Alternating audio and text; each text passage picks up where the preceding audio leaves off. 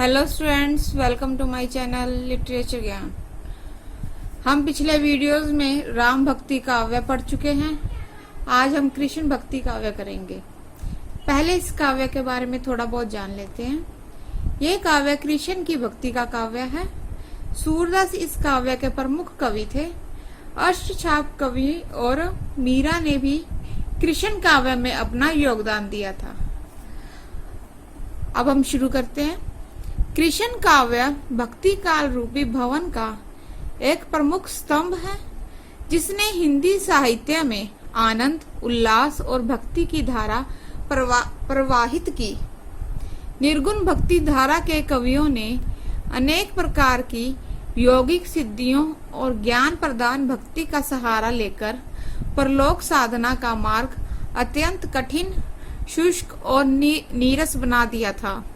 साधारण जनता के लिए ये मार्ग सुलभ नहीं रह गया था। इस प्रकार की परिस्थितियों में कृष्ण काव्य का प्रादुर्भाव हुआ। सूरदास कृष्ण काव्य के प्रमुख कवि हैं। उनके अतिरिक्त नंददास, कृष्णदास, कुंभनदास आदि अष्टछाप के कवियों ने तथा मीरा ने कृष्ण रस का निरंतर पान किया।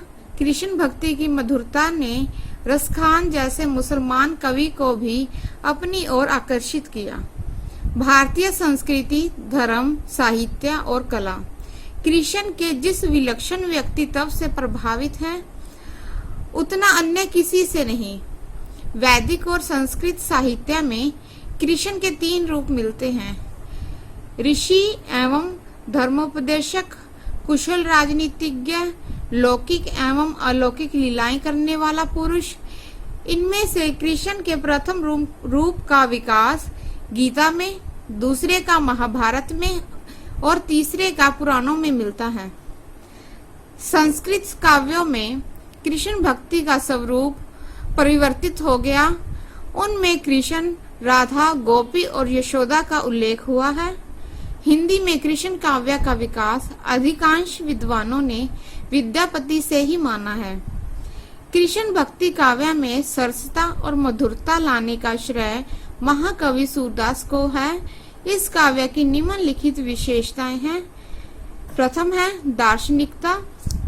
कृष्ण काव्य का दार्शनिक आधार शुद्ध अद्वैतवाद है।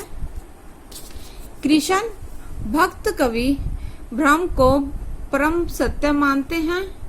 उनके अनुसार ब्रह्म सच्चिदानंद है। वह ब्रह्म काल, कर्म और स्वभाव के अनुसार अनेक देवी देवताओं, प्रकृति, जीव आदि के रूप में प्रकट होता है।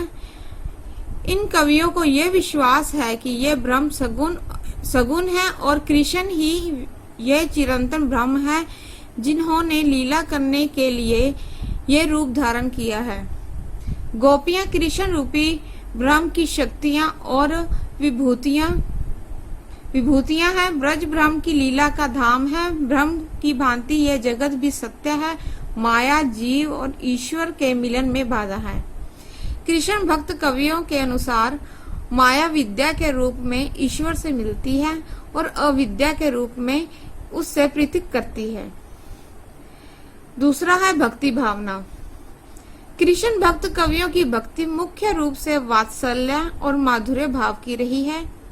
एक शब्द में इस भक्ति को प्रेरणा लक्षणा कहा जा सकता है।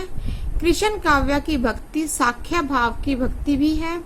सभी कृष्ण कवि पुष्टि मार्ग को अपनाकर चले हैं, जिसके अनुसार कृष्ण के लिए अपना सब कुछ न्यौछावर किया जा सकता है।